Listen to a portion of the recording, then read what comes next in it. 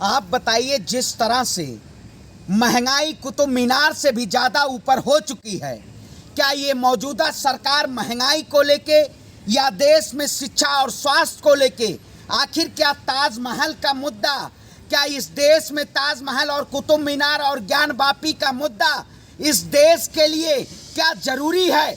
अभी बहुत सारी जो अभी मौजूदा बहुत सारे लोग ये कह रहे हैं ताजमहल के नीचे मंदिर है। मैं कहता हूँ ज्ञानवापी, मैं कहता हूँ ज्ञानवापी मस्जिद है, मस्जिद थी, मस्जिद रहेगी। आखिर भारतीय जनता पार्टी इस देश में मंदिर और मस्जिद के नाम पे देश की आवाम को गुमराह करने का काम कर रही है। क्या इस देश में और सारे मुद्दे से नदारत हो गए हैं? आप जैसे पत्रकार ही खबर चला के और भारतीय जनता पार्टी को गिद्ध की जैसे एक मसाला देने का काम करते हैं। अगर इस देश में नफरत की मीडिया ना चलाए, इस देश में नफरत की खबर को ना चलाए, तो शायद देश की आवाम के बीच में खुशहाली हो जाएगी।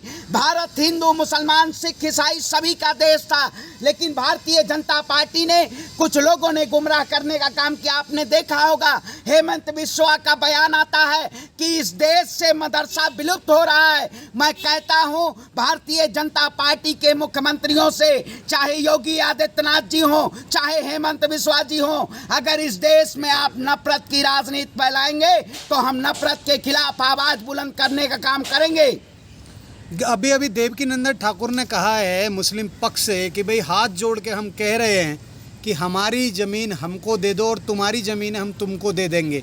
अब बताओ, देश का जो मैप है पूरे भारत का, वो क्या अब बाबाओं के पास रह गया है? देखिए, वही कहते हैं जो कुछ लोग बाबा के नाम पे चोला पहन के इस देश में अधिग्रहण करने का काम करते हैं, जमीन अधिग्रहण करने का काम करते हैं। आपने देखा होगा बजरंग मुनि को, बजरंग मुनि इतने बड़े आश्रम को बनाए हुए हैं, आखिर क्या बजरंग मुनि का आश्रम अवैध नहीं होता है? ये सरकार जो हिंदू हितैषी की बात करती है, ये सीधे तौर पे कहीं ना कहीं हिंदू मुसलमान के नाम पे लड़ाने का काम करती है। जिस तरह से आप बताइए, भारतीय जनता पार्टी आज नफरत के लिए पूरी तरह से तैयार है। क्या हिंदुस्तान हमारी जो अस्मिता को और सामाजिक सौहार्द को जो ठेस पहुंचाने का काम किया, वो सीधे तौर पे ये सरकार, मैं कहता हूं इस देश में मंदिर भी होगा, मस्जिद भी होगा, मदरसा भी होगा, शायद भारतीय जनता पार्टी अब नहीं होगी, क्योंकि भारतीय जनता पार्टी से लोग जान चुके हैं इस जनता ने। सरवन जी, मेरा सवाल है कि आज देश में अगर हिंदू राष्ट्र की तरफ देश बढ़ रहा है और आप भी पांडे हो, तो आपको दिक्कत क्या हो रही है? आपको क्या परेशानी हो रही है? बताइए, आप जिन्ना वाला काम कर रहे हैं, देश में गृह युद्ध कराने का काम कर रहे हैं, देश को बंटवाने का काम कर रहे हैं, जिस तरह से नहीं देश को बांटने का काम कर रहे हैं। अगर हिंदू राष्ट्र बन जाता, अगर हिंदू राष्ट्र बन जाता, दिक्कत क्या है इसमें? देश जब 1947 में भारत आजाद हुआ था, तब हिंदू मुस्लिम सिख ईसाई गैर नहीं, सब भाई भाई का नारा किसने दिया था? लेकिन आप जैसे ही पत्रकार खबर चला के इस देश की मीडिया के द्वारा देश की जनता को गुमराह किया जाता है। क्या भारत सभी के आस्थाओं का देश है?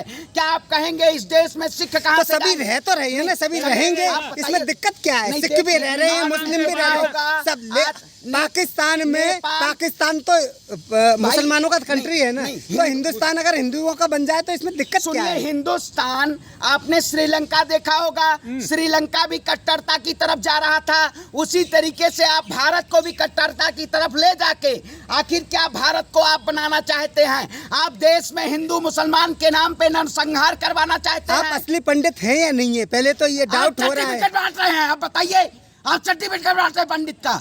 नहीं, जब सारे पंडित, सारे सवर्ण चाहते हैं कि देश हिंदू राष्ट्र बन जाए, तो आप किस टाइप के पंडित हो, ये समझ में नहीं आ रहा है। पंडित, आप बताइए कि आप सर्टिफिकेट मांग रहे हैं? 2014 के बाद आप जैसे अंधभक्तों का ब्रेन वॉश हो चुका है कि इस देश में अगर भारतीय जनता पार्टी से सवाल पूछे कोई, तो आप कहेंगे आप हिंदू नहीं है। क्या हिंदू और ब्राह्मण का आप सर्टिफिकेट लेके चल रहे हैं? तो बीजेपी के देश के गृह मंत्री अमित शाह जी को आप सर्टिफिकेट देने का काम करिए कि उन्होंने देश में सांप्रदायिक, मुझे लगता है आपको ही पाकिस्तान भेज देना चाहिए। अरे आपको भी पाकिस्तान ही भेज देना चाहिए। देश के खून में हमारी मिट्टी है, हमारे खून में देश की वो समझ रहे रक्त है। आप जैसे हमारा रक्त काला नहीं है, आपने अपने खून को काला कर दिया है, आपने देश की अस्मिता को काला कर दिया है। भारतीय जनता पार्टी अगर इस देश में नफरत की राजनीति ना करे तो कहीं ना कहीं बीजेपी पूरी तरह से नंगी नजर आएगी। आपने देखा होगा, आपने पूरे गलत शब्दों का चयन न करे पांडे जी, नहीं आए, ये गलत शब्दों का चयन नहीं आप बताइए नंगी मतलब क्या होता है?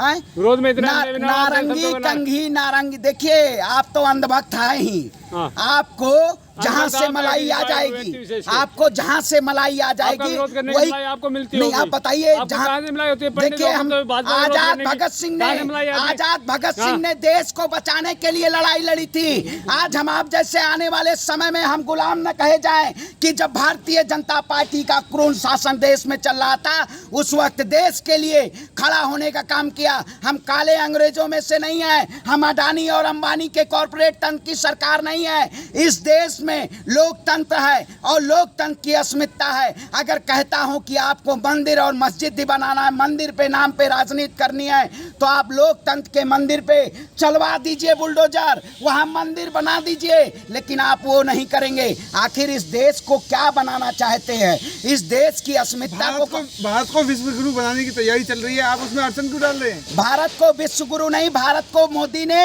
विश्व गुरु बनाने का काम किया है। भारतीय जनता पार्टी की सरकार ने विश्व गुरु बनाने का काम किया है, क्योंकि आज देख रहे होंगे आप हिंदू मुसलमान के नाम पे कितनी खाई बन रही है। आपने देखा होगा एक आप जैसे आरएसएस के लोगों ने ही आरएसएस का क्या मतलब है? अरे और क्या सवाल के लिए तो आरएसएस के लोग हो जाएंगे। देखिए आरएसएस के लोगों ने बुजुर्ग व्यक्ति के पास आधार कार्ड नहीं था, उसको लोगों ने पीट पीट के मार डाला। यही नफरत आप फैलाना चाहते हैं अपनी राजनीतिक रोटियां सेकने के लिए। देश में अस्मिता को, देश के सौहार्द को आप तोड़ने के लिए यही करना चाहते हैं। क्या इस देश में प्यार अमन चैन अगर है तो क्या उसको कायम नहीं रखने देना चाहते हैं आप?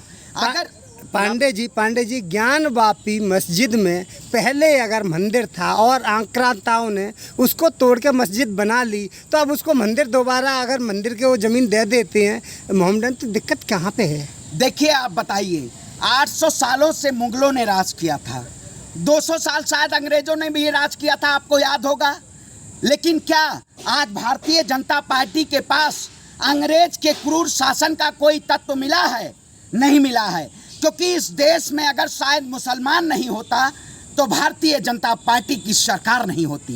क्योंकि भारतीय जनता पार्टी जिस तरह से, मैं कहता हूँ, देश के प्रधानमंत्री नरसिम्हा राव थे। इस देश में आज़ाद भारत के बाद आर्टिकल एक एक्ट बना था, धार्मिक स्थल एक्ट 1991 में। जिस तरह से इस देश में मंदिर और मस्जिद है, चाहे गिरजाघर हो चाहे गुरुद्वारा हो, वो यथा स्थिति बरकरार रहेगी। लेकिन ये बहुत बड़ी विडंबना है कि जब जब धर्म की बात आती है भारतीय जनता पार्टी उस धर्म को बेचने का काम करती है। हमारी हर वीडियो सबसे पहले देखने के लिए चैनल को सब्सक्राइब करके दबाएं बेल आइकॉन।